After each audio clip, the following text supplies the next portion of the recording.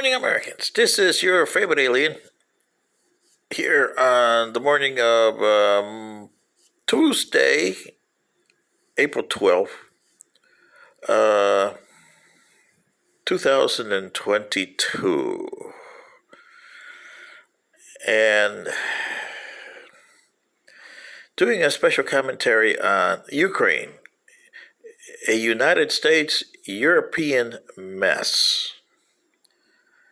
And a disservice to the Ukrainians. Ukraine, for most of the last 2 centuries, has been part of Russia. Okay? And then it became part of the Soviet Union as Ukraine SSR, which means the Ukraine Socialist Soviet Republic. That's what the SSR means. It was a republic within the Soviet Union. There was 15 of them. As I reported earlier in my videos to you guys, Nikita Khrushchev from Ukraine did a disservice to his nation by bringing the Crimea over to Ukraine sovereignty. Well, it was part of the Ukraine, peninsula there. The Crimea Peninsula is attached to Ukraine. It's not really attached to Russia, but Russia always claimed it. That created a problem. The Soviet Union dissolved in 1991. And the United Nations, United States, and the EU, at the time, and NATO, don't forget about those dum-dums, paper tigers, decided that they wanted to stick it to Russia, while the goods were good and Russia was down. So kick them when you're down, is what they decided to do. So they went ahead and, the new nations that came out of there: Estonia, Latvia, Lithuania, Ukraine.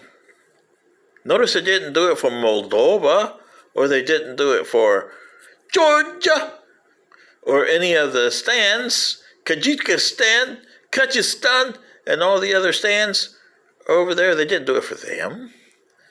But specifically for the Baltic states and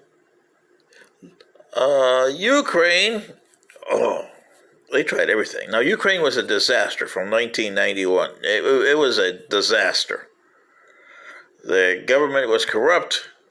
There was nothing there. Estonia, Latvia, and Lithuania were a disaster in 1991. Well, and so were the Eastern European countries like Poland and Czechoslovakia, which a year later became the Czech Republic, and Slovakia. And Romania, they finally got rid of Nicolae Ceausescu. Remember that one? And Bulgaria and Albania. Well, Then you had the Balkan Wars. Yoo-hoo! You hearing me, Americans? This is you guys interfering in somebody else's affairs. And you had a lot of atrocities going on in the Balkan Wars. Srebrenica comes to mind. I bet you that there was a lot of chemical weapons used in Srebrenica. But nobody bothered to check those graves that were put in the mass graves, did they? Yoo-hoo! No.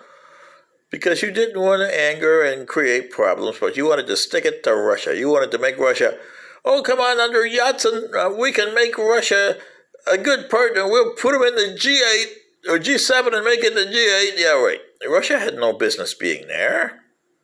Russia was a disaster. Boris Yeltsin was a disaster. Well, anyway. Crime flourished in Russia. It always does. And the oligarchs came in and started to get things. And in 1999, Vladimir Putin came in. Oh, yeah. And he says, hey, what's going on here? We're getting kicked around by the West. It's going to take a while to fix this because I got to fix my military. It's a disaster. Can't go after Ukraine at the moment. Got no way of doing that. So he bid his time. And then the United States started interfering with Poland becoming a NATO country and the Baltic states. Now, what made you go to the Baltic states and make them a NATO countries, really? That's the backyard of Russia. You didn't think that was going to irk the Mr. Putin over there? No? Well, it did. And then you started giving the Ukrainians a false hope. Democracy is good for you. Is it good for the United States? I don't think so. I've been here 50 years and I don't see democracy good for you here. Look at your politics. They suck. The people, you don't take care of them. The old people are dying left and right. And what you're saying, oh, we can put $1 trillion here, $1 trillion there, and nothing happens. So see, democracy is worse than communism in my thing. At least communism, you know where you stand. Democracy, oh, give me your vote and I'll kick you in the ass. yeah. See what I mean? And I'm not trying to be anti-American. I'm trying to say this is the way your country is. Change it. But no. You see those extremist Democrats and those extremist Republicans? How can you change a country when you got extremists on both sides? What happened to the old-fashioned Americans that are trying to make a buck here? Yeah, right. Trying to survive is more like it. And they're not doing a good job at it either. They're shooting each other. Yeah. And then you think, oh, well, we'll put somebody on the Supreme Court that gets our views. What's that going to do for you? What's it done for you in the last 70 years? Absolutely nothing. You've been a disaster for 70 years. Well, anyway, so then you finally get a guy that sees it your way. Mr. Zelensky, or Zelensky over there, Vladimir Zelensky, got elected in 2019. Yeah. Democratic president. He was also an actor, I believe, in soap operas. Yeah, really?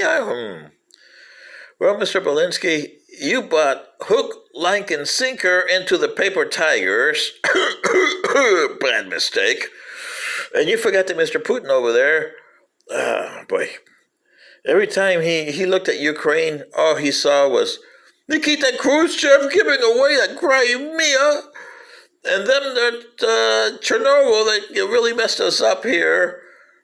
And when they became independent in 1991, they bowed-mouthed the Russians, which you guys did in Ukraine. You remember that? Oh, did you guys ever bowed-mouth the Russians?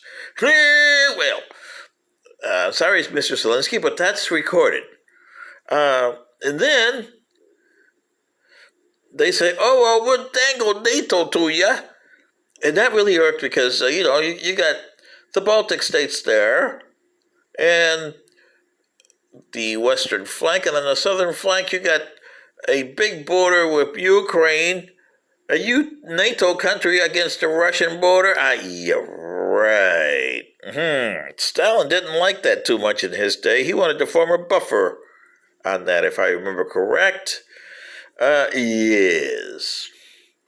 So Putin got irked, and he had, tested himself like Hitler did with the Spanish Civil War and tested all his forces and his technology over there. Well, the same thing with Putin. He tested his technologies. He didn't test his forces. But he tested not nuclear weapons, but chemical weapons over there, and they worked. And the West did their usual paper tiger. But that's all they did. So he says, oh, to hell with you. If you're going to do that, then I'll use them again. Okay. He found out that the Ukrainians are tough.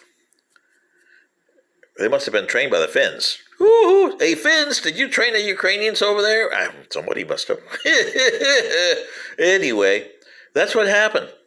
So now he's got a quagmire bogged down here. So he's going for the East. And he's doing it the easy way. Let's put a little bit of chemical weapons and regular bombs and kill the hell out of these Ukrainians. We want them eliminated because we don't want Ukraine on the map, and we don't want Ukrainians to exist ever again. So you see, Americans and Europeans, this is what you got. So what are you going to do about it? Oh, well, we're going to have to do another summit here in Brussels to get this thing done. Really? What did it get you the last time? A president of the United States that, well, he's someplace else, but he's not there. Yoo-hoo! And the Europeans that don't know how long they can handle because they need Russia's gas. And they also need Russia's oil. Yoo-hoo! So you're between a rock and a hard place here. So the question I have for you Americans and Europeans is, are you going to tell the Ukrainians to go stick it? You're costing us a lot of money that we don't have to spend. And we can't bankroll you anymore. So Russia, go over there and kill them, and let's go and do something new. We're sorry we called you a butcher and a war criminal and all that good stuff. But hey, Mr. Putin, you're back in our good graces. Is that what you're going to do? This is your favorite idiot, just telling you, this is your options. So, it's up to you. Good day.